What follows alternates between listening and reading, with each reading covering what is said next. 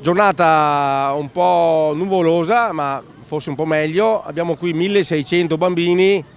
È stata una mattinata meravigliosa e un grazie di cuore a tutti e in modo particolare a tutti i colleghi del distaccamento di Conegliano, ai pensionati e alle associazioni di polizia, carabinieri, guardia di finanza, commissariato, Croce Rossa, cinofili della Marca, nostri cinofili e quant'altro.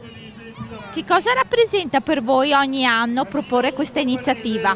Ma queste iniziative sono importanti per far capire ai bambini cosa noi facciamo realmente. E questa mattinata noi operiamo con delle manovre reali su quello che poi in pratica facciamo fuori purtroppo sulle disgrazie degli altri.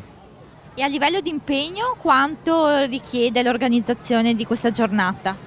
Stiamo lavorando da 3 mesi per preparare il tutto, perché deve essere tutto a puntino con le varie manovre, i vari operatori specializzati su determinate manovre che facciamo, le scuole, l'amministrazione comunale.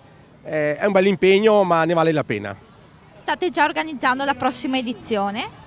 Ma io vado in pensione a dicembre e i ragazzi dovranno essere bravi nel proseguire quello che fino adesso in questi 30 anni abbiamo fatto. Siamo arrivati a questo nuovo appuntamento in caserma dei Vigili del Fuoco, cosa ne pensa?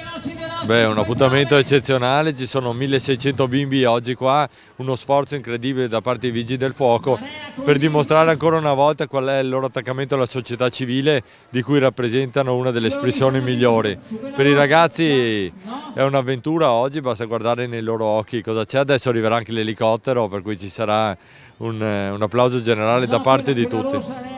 Quanto è importante avvicinare le nuove generazioni alle istituzioni? Beh, guardia, è fondamentale e penso che i Vigili del Fuoco siano in questo momento il trade union migliore che si possa esistere, sono i migliori ambasciatori delle nostre istituzioni presso i ragazzi e li ringraziamo proprio per tutto quello che fanno.